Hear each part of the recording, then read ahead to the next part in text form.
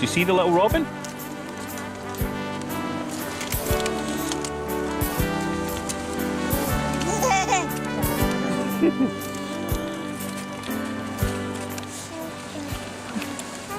I consider myself a nice guy, you know. I know how lucky I am. I feel very fortunate every day. I'm happy. So why is it I love Hitman games so much? Why are Hitman games so good? What is it about them that I love so much? And why is it that when I play them, I enjoy just walking around the levels as much as I enjoy playing the game? Know what I mean?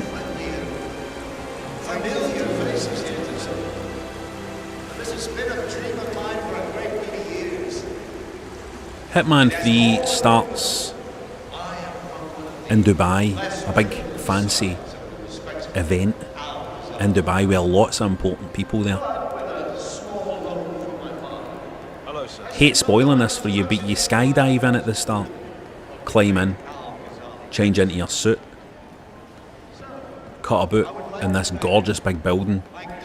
And the first thought obviously that jumps into your head is these guys are going to make an incredible James Bond game. Thank you. I'm proud to yet again immortalize our great film. I think Hitman 3 smoothly emerging onto the market. A perfect launch. Kind of unassuming wee launch actually. I would love to chat, but Landed on us all.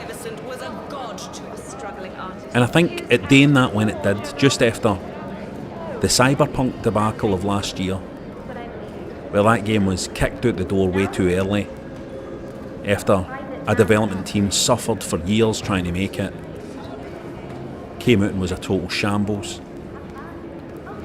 needing loads of fixes. And that was a game about building a world. About building a world that you were going to enjoy spending time in, a world that felt like it was alive.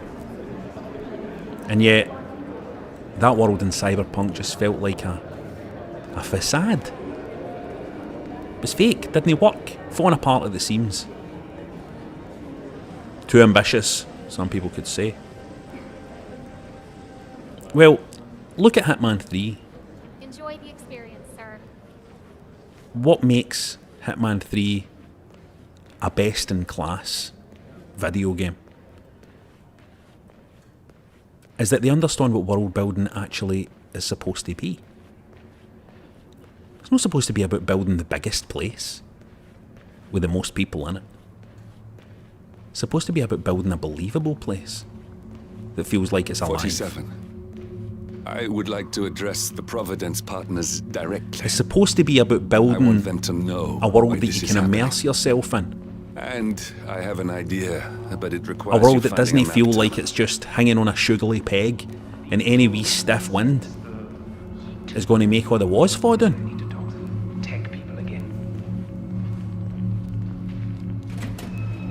I'm not allowed in here.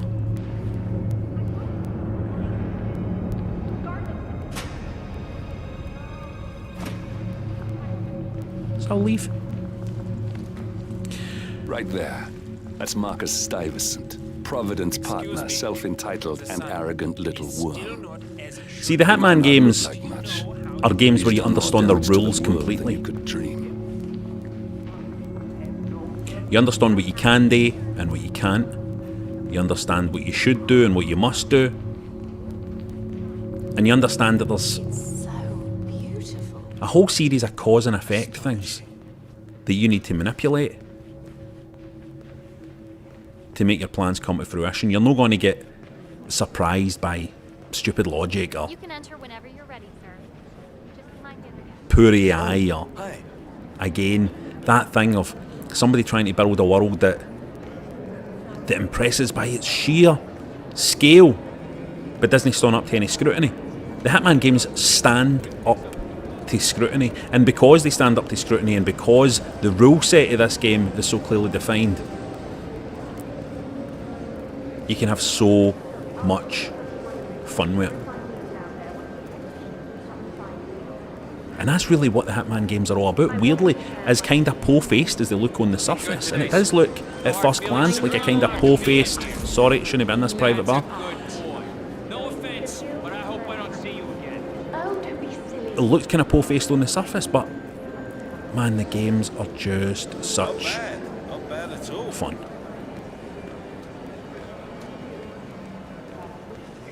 And I could talk for hours about how good these levels are. In Hitman 3, there are only 6 levels, but they're so replayable. I don't even remember. 6 worlds that you can play around in and take different approaches, hit different targets. And there's also all these wee storylines that play out. You can learn so much about the world just by walking around and eavesdropping on people. And I've had everybody watching me play this game. I've had my wife watching me play it. We're tanning a bottle of wine, playing through it together. She was making suggestions, laughing at me when I was clumsily trying to snap people's necks.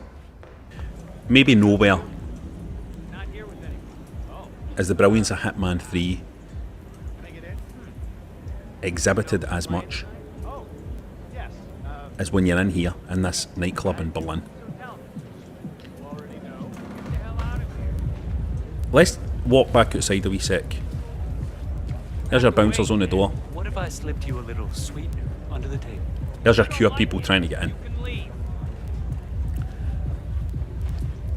Now the world building here this isn't specifically based on it's not modelled after any specific nightclub, but there is a nightclub in Berlin that's like this. It's off the beaten track. When I was playing this, I was playing it and my wife was watching me play it.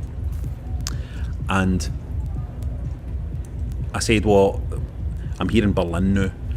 And she'd already been watching me through the previous level, was loving watching it, and that's something you can say about Hitman 3, or any of the Hitman games really. They're great fun to watch.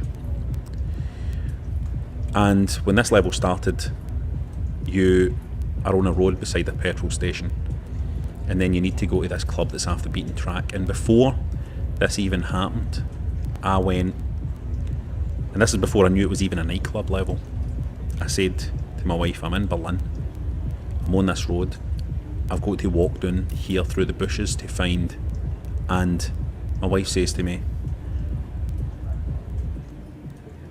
maybe it's a nightclub down there.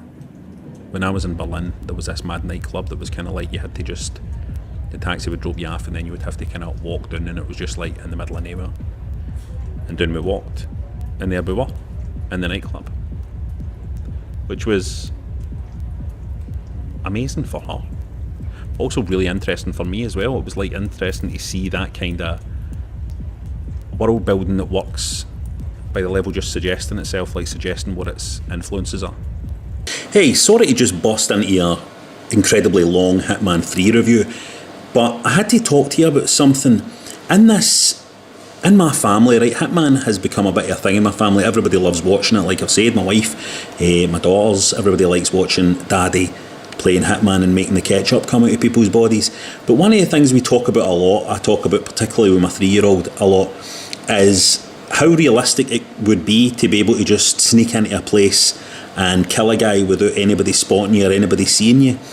And we talk about this a lot, and I just thought it was interesting that while I was recording some of the footage for that review, there was a guy just outside my window and I had no idea I was there.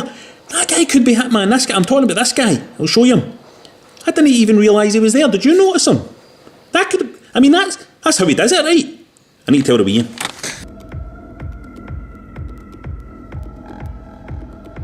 Now here's a bit of the review where I just go into a trance while I'm capturing footage because I'm remembering what it was like to be in a nightclub.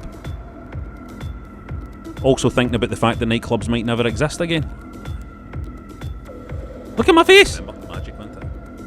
Look at him! What a shame. It's just a precaution. I've been personally invited by the Royal Highness Omar Al-Ghazali. I should have clearance. The name is Zaina Kazim.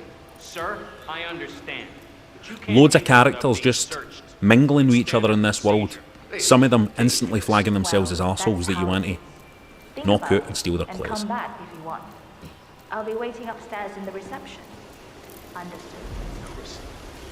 I can't recommend this enough because I've always been a fan of the Hitman games. I've reviewed a Hitman game before in Consolevania. So powerful. Hitman Blood Money, Makes you feel things. my previous favourite before this one.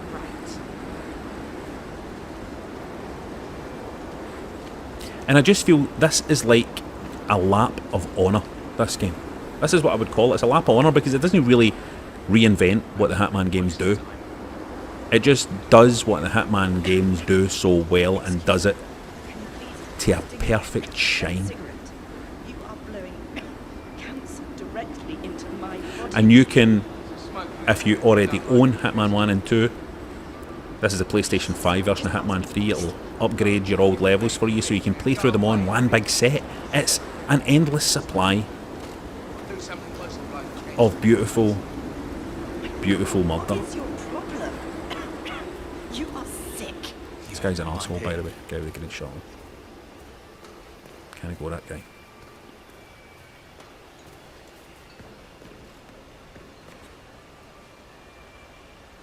The weird thing about playing Hitman games nowadays, though, is that you say to yourself,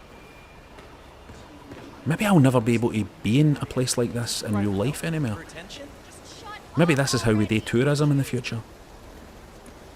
Greetings, sir.